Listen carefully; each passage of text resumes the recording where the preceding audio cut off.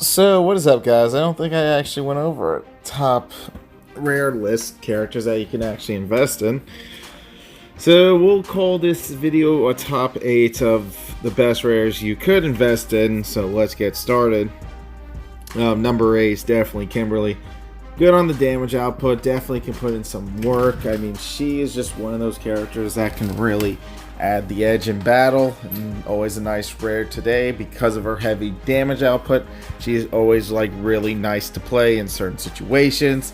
I do appreciate what she can do. She can play against some of the characters with her tornado if they jump in the air. Vortex launch is always a nice attack that you can add on, and definitely can make some waves at the end of the day.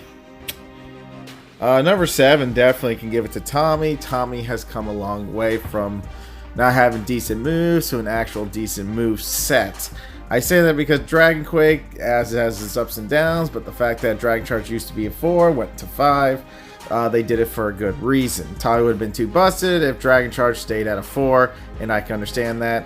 But Dagger Quake is definitely nice to do because of the pop-up, and the pop-up goes into that damage, which all adds up to 10,000. This is a character that's not even on a team, so obviously you can tell the damage output for some of these rares are actually justifiable to being used in the near future that can actually put in some damage.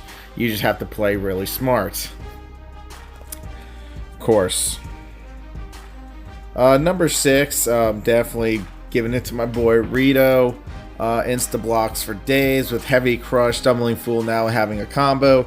Rito kind of makes this top 8 characters of rares to invest in. Ritos has always been like a really good character. He had his ups and downs, but then they actually buffed him not too long ago, so now Rito actually fights like a nice rare that you can really invest in and put in some damage, which I really do appreciate about Rito in like general, you know. So number 4, obviously Jen. Jen has always been a nice girl. Her damage output has no words. Everything about her is really nice to play. Everything connects. Everything does the job. Jen is a very nice character at the end of the day. When Jen first dropped, I mean, she was doing more damage than Wes, and I always thought that was weird. But I guess it was just understandable at the end of the day. I really couldn't fight it. I really just came to an understanding for the character that I could enjoy Jen a little bit more than most rares because she did have some really good damage output and can really max out the input there, which is really, really good. Next, we have Mr. Lord Zedd. I love Lord Zedd. I love where he's at now. He's very much playable in this game.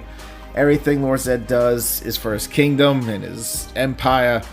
But yeah, Shockwave actually having a sweep when it was supposed to have a sweep on the 5th was really nice. It was a good touch-up for the character in general. I really did appreciate where Lord Zedd was coming from, and the fact that they did buff him, that's like a little bit like last year. It was nice to see them actually take into consideration that Shockwave definitely needed something to go with that 5. I mean, all these characters 5 need something to go with it. Something that's going to make it special to do, so you can actually pull off awesome combos, do this, do that.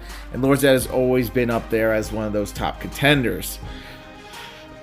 Next, number 3, we have Delphine. Delphine has definitely took a place in my heart. The fact that a lot of her moves are very nice, very little tricky to master as well, and she can put in a lot of work with her damage. I think when she first dropped, I did fall in love with her. She was a great alien ranger on release.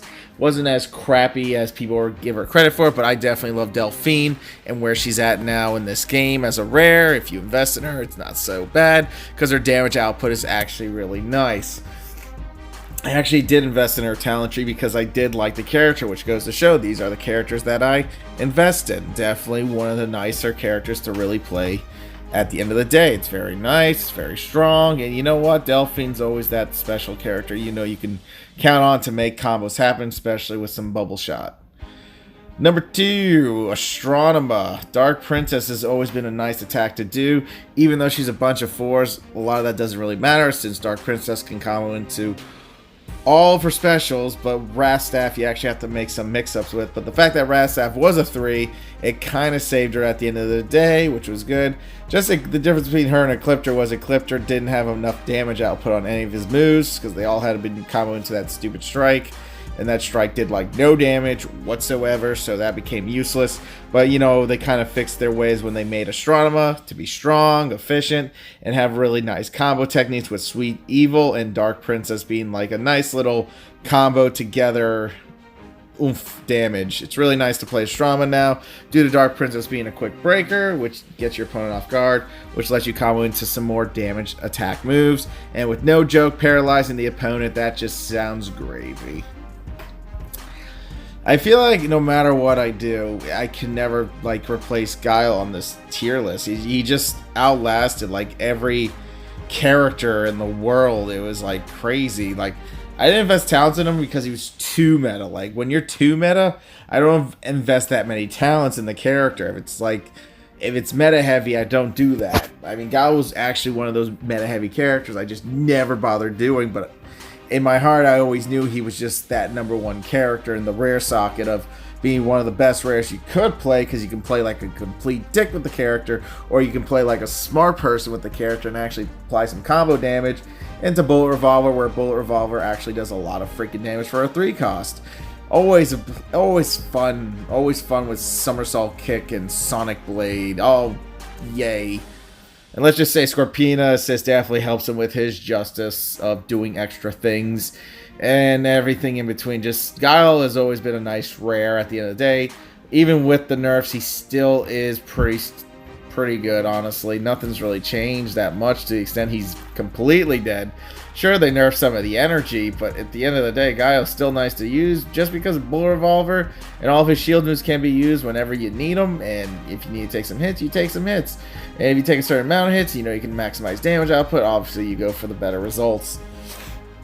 Yeah, trust me, this damage is actually a lot higher on max talent tree. I do not have a max. This damage actually is a lot higher. This is just basic ass damage. This is just level 2. Like for challenge level. This ain't even ladder level, and ladder level is a little bit higher on damage output. So yeah.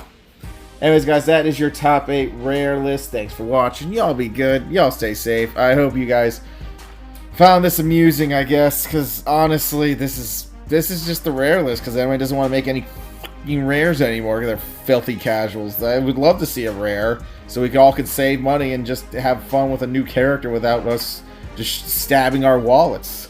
Yikes. Alright, guys, y'all be good. I'll see y'all another time. Peace out.